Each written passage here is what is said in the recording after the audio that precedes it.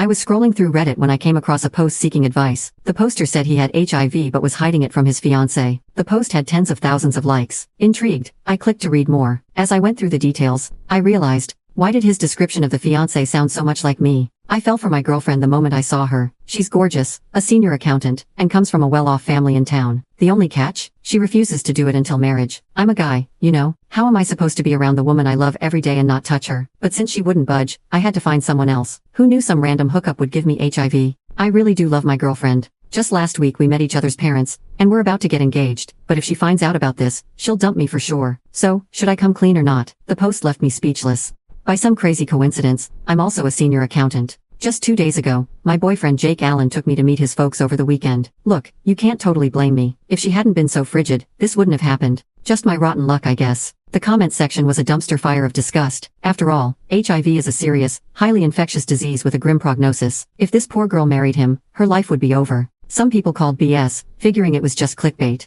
The poster had no other activity or likes, like it was a brand new account. The guy didn't respond to any comments, except to pin one with thousands of likes. Keep your mouth shut. Tell her, and it's over. Just rush the wedding, let her pop out a few kids. By the time she figures it out, she'll be stuck. That comment made my skin crawl. Just as I was about to fire off an angry reply, my phone buzzed. It was Jake, asking if I wanted to catch a movie later. It was just after 3 p.m., and I had some free time, so I said sure. I pushed the post out of my mind and rushed to get ready. 15 minutes later, I was out the door. Jake picked me up in his car. Sitting in the passenger seat, I stole a glance at my handsome, put-together boyfriend. We met through my mom's hairdresser. I'd heard his family ran a small business and had some money. He was always so sweet and attentive. We hit it off right away. I even felt lucky to have snagged someone so great. Surely he couldn't be one of those scumbags, right? What's on your mind? Jake asked, noticing my distant look. I snapped back to reality, shaking off the crazy idea. It's nothing, let's go. That post was probably just trolling anyway. My boyfriend wasn't like that. We saw a rom-com, his pic. Afterward we grabbed a bite and chatted about the movie. Out of the blue Jake said,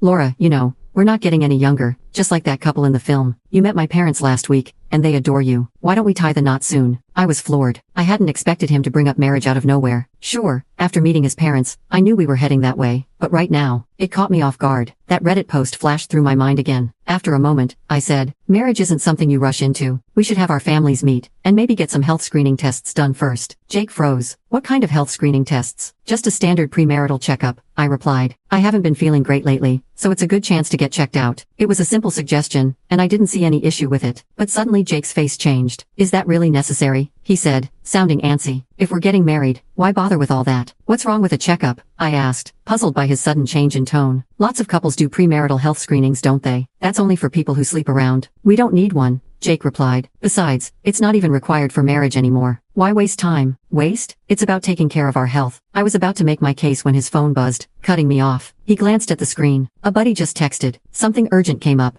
and I need to go. Want me to drop you off first? He was already standing before I could respond. Seeing how rushed he was, I swallowed my words. No need, I can get home on my own. You should hurry, I said. All right, I'm off then. He left in a hurry, and as I watched him go, a feeling of unease crept over me. Was he trying to dodge something? Back home, I texted to let him know I'd made it safely, but he didn't reply. It wasn't until that evening that he finally called. Just saw your message. My friend had a bit of a crisis, and I only just got home, he explained. What happened? I asked, concerned. It's his ex-fiancée. They were about to get married, but she suddenly demanded an expensive engagement ring and insisted on a lavish wedding. My friend's just an average guy. There's no way he could afford all that.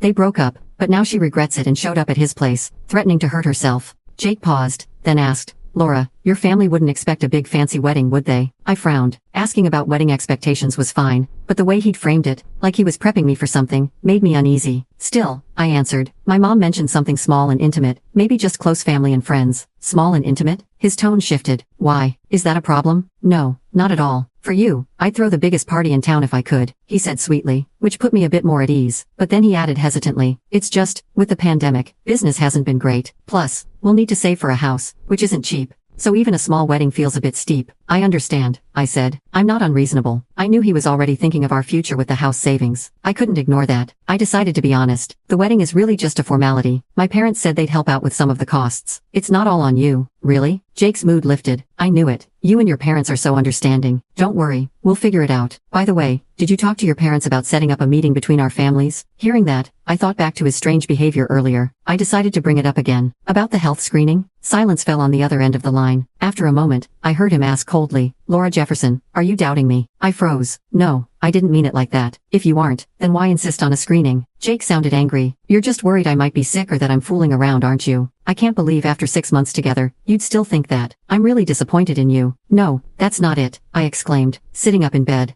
That's really not what I was thinking. I took a deep breath, trying to explain. I'm not doubting you. I just think it's better for our future. You know, when we get married, we'll probably want kids. If either of us has health issues and we don't know, it's unfair to both of us, and to our future children. The line was quiet for a few seconds. Then Jake's tone softened. Oh, that's what you meant. But don't worry. No matter what, I'd never leave you. So let's not overthink this, okay? I bit my lip, but I still think it's a good idea to get a health screening. I'll do it when I have time. Jake cut me off. Anyway, I've got some work to finish tonight. I just wanted to call and let you know I'm okay. You should get some sleep. Before I could respond, he hung up. I stared at my phone, stunned. This was the first time since we started dating that Jake had ended the call so abruptly. Was he angry? After a moment I texted him, "Good night." Jake didn't reply. I lay in bed, refreshing my phone, waiting for a response that never came, feeling increasingly uneasy. I closed the messaging app and reopened Reddit, only to see a notification, another post from that same user. I clicked on it instinctively. Hey everyone, I talked to her about the wedding today. She said her family wants something small and intimate, but they'll chip in for some of the costs. I don't know how much they'll contribute, but the more, the better. It could go toward my treatment. I froze. A small, intimate wedding? Again? Another coincidence. I scrolled through the comments. Many were berating him, calling him a monster, and saying they'd expose him to his fiancée.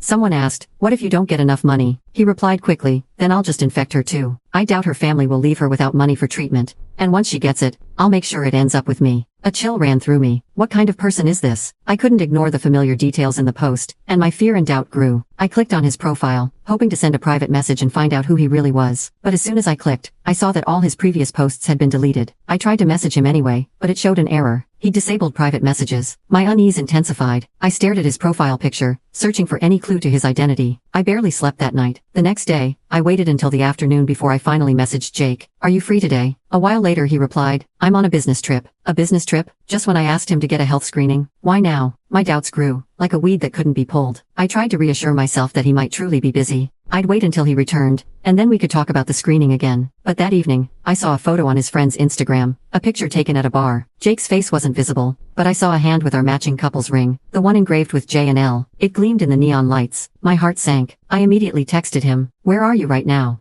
It took him a long time to respond, still out of town. Why? I stared at the hand in the photo, a sudden chill running through me. For the next week, I didn't contact Jake at all. He called and texted, but I ignored them. By the weekend, my parents approached me. Laura, did you and Jake have a fight? He's been calling us, asking about you. He wants to get married but refuses to do a premarital health screening. I told them honestly, I think something's wrong. My parents frowned. That doesn't seem like him. Jake always seemed like an honest guy to us. I showed them the texts and the photo. They fell silent. Finally my mom said, well,